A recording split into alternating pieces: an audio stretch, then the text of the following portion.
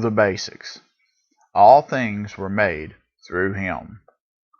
In this session, we will be using our standard Bible text, the English Standard Version, but we will also demonstrate why having more than one translation can be very helpful in our Bible studies. We will also be using a couple Bible commentaries and see how some of the great Bible minds understood today's verse. While I don't want you to become overwhelmed with too much information, I do want you to see that having 3 or 4 different translations and as many different commentaries can be a good thing.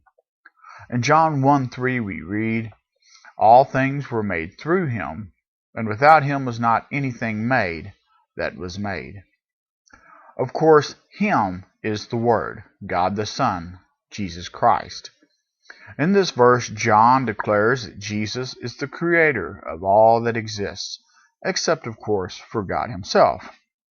This verse makes it abundantly clear that Jesus Christ is not a created being, because he couldn't be the creator of all things, since without him was not anything made that was made.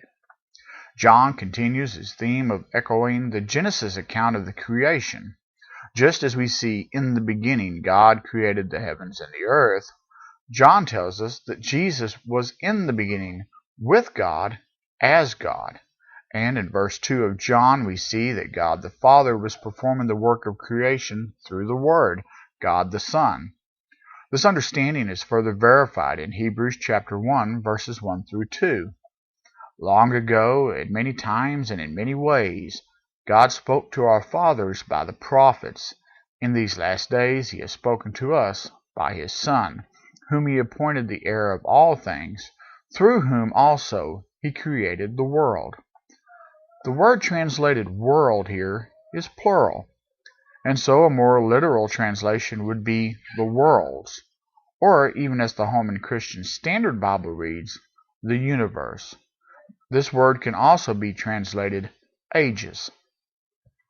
John uses a very simple vocabulary in his writings, but he picks his words very carefully and uses them consistently. Here he is making sure we understand that Jesus Christ is the uncreated creator of all that exists, including time, space, and matter. If it exists, he created it, and at every moment he causes it to continue to exist, as this passage in Hebrews goes on to inform us. In verse 2 we read, "Christ is the radiance of the glory of God and the exact imprint of his nature, and he upholds the universe by the word of his power." And as we read in Colossians 1, verses 16 through 17, Jesus Christ is the image of the invisible God, the firstborn of all creation. For by him all things were created, in heaven and on earth, visible and invisible, whether thrones or dominions or rulers or authorities. All things were created through him and for him. And he is before all things, and in him all things hold together. And so there is no misunderstanding as to what Paul means by referring to Jesus as the firstborn of all creation. He clarifies this remark in verse 18. "And he is the head of the body, the church. He is the beginning, the firstborn from the dead, that in everything he might be preeminent." From what we have read here from John's Gospel, the book of Hebrews, and Paul's letter to the Colossians, we can ascertain certain truths about Jesus' status as the firstborn. The commentator Albert Barnes writes concerning the phrase, "the firstborn over all creation," as the Holman Christian Standard Bible renders Colossians 1:15, "Among all the creatures of God, over all his creation, occupying the rank and proeminence of the firstborn. The firstborn, or the oldest son, among the Hebrews, as elsewhere, had special privileges. He was entitled to a double portion of the inheritance. It has been also, and especially in Oriental countries, a common thing for the oldest son to succeed to the estate and the title of his father. In early times, the firstborn son was the officiating priest in the family in the absence or on the death of the father. There can be no doubt that the apostle here has reference to the usual distinctions and honors conferred on the firstborn, and means to say that, among all the creatures of God, Christ occupied a preeminence similar to that.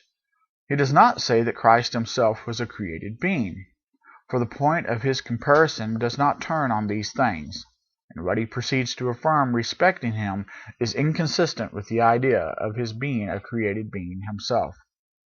And the great biblical scholar Arthur Pink wrote concerning John 1:3, "All things were made through him, and without him was not anything made that was made." How this brings out again the absolute deity of Christ. Here creation is ascribed to him, and none but God can create. Man, with all his boasting, is unable to bring into existence a single blade of grass. Observe that the whole of creation is here ascribed to the Word. All things were made by him. This would not be true if he were himself a creature, even though the first and the highest creature. But nothing is excepted. All things were made by him. Just as he was before all things, and therefore eternal, so was he the originator of all things, and therefore all-powerful.